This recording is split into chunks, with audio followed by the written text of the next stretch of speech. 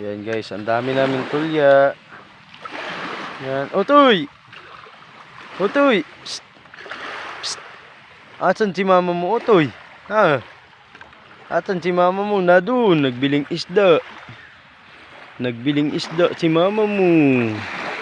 At si mama namin. Ayun. Naroon. Napakalayo. Nagbili ng isda. Ayun, sa may bangka na yun. Napakalayo niyan, oh. Napakalayo, yan. Dito pa yun sila dadaan, oh. Alangan naman doon, mahirap pagdaan dyan. Oh. Hindi ka makalaka dyan. Dapat ikaw lumangoy dyan.